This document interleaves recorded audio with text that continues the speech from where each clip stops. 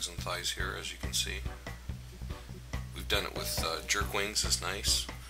Next, a deep roasting pan of some sort is best. I've tried shallow pans before and they don't work as good. And I've coated it with tin foil so that it's easier to clean later, because dried on jerk sauce could be tough. Now it requires a lot of spices. We have parsley, garlic powder, Caribbean jerk mixture. This is another Cajun seasoning, granulated onion, ground allspice, that's a key one right there, hot Hungarian paprika, nutmeg. First goes on the granulated onion. This is one of the secret flavors of jerk chicken, is they usually use like green onion, but powdered onion when you're stuck for time is the best way to go. Here comes some garlic. And just basically you want to evenly coat everything.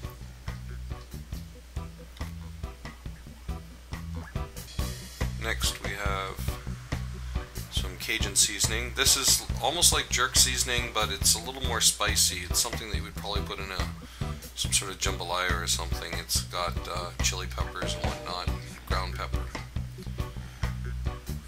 The Caribbean jerk seasoning has thyme and different things in it, some chilies and probably some allspice. Some of the ingredients are already putting in here, but this way I can control the amount, and lots of parsley. It looks like a lot, but actually it gets absorbed pretty good and the flavor goes through it. And if that wasn't enough, we have our little nutmeg. Nutmeg is actually a powerful spice, so you don't need too much. And just a thin sprinkling over it.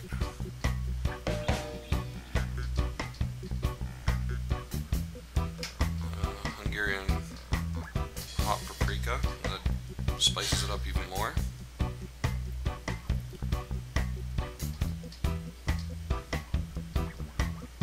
Next we come up with the ground allspice.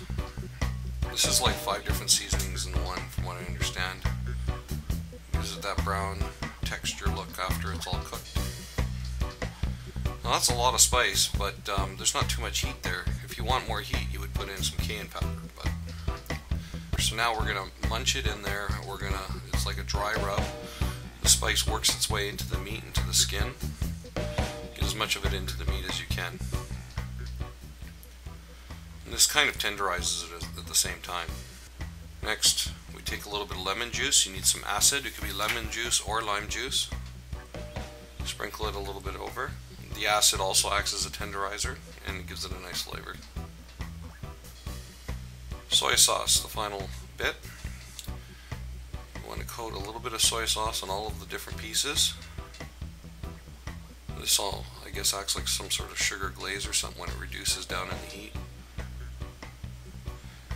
And toss it.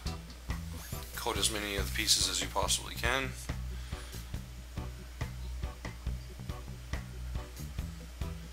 This coats it really well. None of the spice is really lost now. It's all on the chicken, inside and throughout. And again, this is the exact position where you would normally marinate it overnight if you want a really authentic flavor, but we're going to cook it right away. Now I've cheated a little bit. The oven's already hot, but I'll show you the temperature. 350 degrees.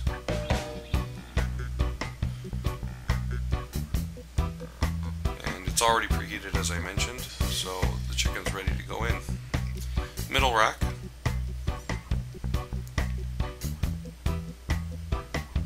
Now, the chicken's already been cooking for about 50 minutes or 55 minutes or something, so now the Lipton rice and peas that we wanted, I was just showing you there that they require 2 cups of water. We use a little bit less, otherwise we find the rice gets too moist. We prefer a drier rice.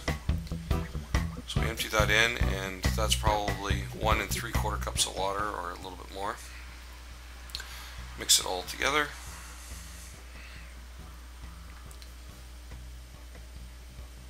And nothing's ever good enough without an extra little spice, so it goes in some Caribbean jerk spice, some Cajun seasoning. Now, I hate to say it, but this Lipton's rice, I could only find it in the USA, and it comes and goes off the shelf. Sometimes it's available, sometimes it's not. A little bit of soy sauce to give the water a little bit more flavor, and it's the equivalent of adding salt, so mix it together. So we're going to do a taste test today. We're going to do the Lipton's rice as well as the new Uncle Ben's instant Cajun rice that I found. So you immediately put it on hot, or high rather. And while that's going, the chicken has been in there for almost an hour, and it's time to flip it over. And you can see the difference between the top and the bottom. The bottom pieces are a little darker because they've been sitting in the spiced liquid that has accumulated. Almost like it's marinating as it cooks, which is the way that we get around doing this so quickly without marinating it overnight. Put it back in.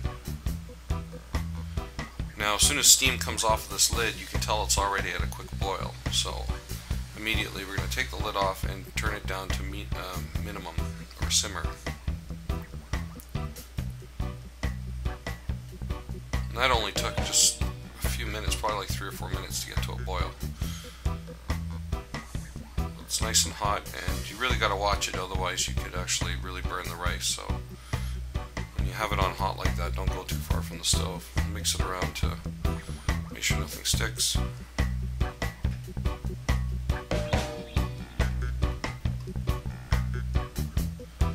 And you cover it and let it simmer for a while. Now, after it's simmered for a while, you want to leave it uncovered and let it steam off, and as you can see, it's done. Now, we started this chicken at 11:26. It's now 12:41, so that's like an hour and say 15 minutes. An hour and 15 minutes. We've turned it once, and as you can see, it's completely coated. There's the Uncle Ben's rice. Nothing to teach you about that other than it goes in the microwave for 90 seconds and it's done, and I didn't spice it in any way. And you can see it takes on the properties of what the Lipton rice is going to look like.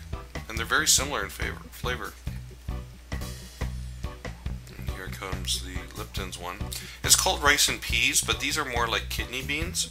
Kidney beans or black-eyed peas are referred to peas from the Jamaican stores that I used to buy jerk chicken from. So I'll take 2 pieces of chicken. And we've prepared some coleslaw. This is just lettuce with some mayonnaise and water and vinegar mixture. And I like some freshly shredded lettuce on top mixed into my rice. I remember the first Jamaican place I went to, they asked me if I wanted salad, and they put the salad, which was basically lettuce and tomato, right on top of the rice, and it's almost like fresh lettuce goes really well with hot rice, this style. And I'm a chili head, so as much hot sauce as I can get on it, the better. That'll really give you a nice healthy burn if you really appreciate hot food. Now here's another plate, but this one is not going to be as hot. Even though there's a lot of spice, it's a spicy chicken, but you know, without adding hot sauce or any cayenne pepper, it can be enjoyed by almost anyone. I think the starch of the rice and the way that the chicken is, it pacifies the amount of spice that we put in, so gives it all a nice flavor. And a little bit of that fresh coleslaw. You can come up with almost anything. And that gives you, it's almost like the way I guess you do with sushi, with a little bit of ginger on the side. When you're eating a hot dish like this, you can cool it off, the spice, with the lettuce. And she prefers a little soy sauce on her rice as opposed to my hot sauce. There you have it. So you have extremely hot jerk chicken, or you have really mild jerk chicken, all in one dish. If you've tried to make it or follow this recipe or have a variation, we're very interested in your comments, so please let us know.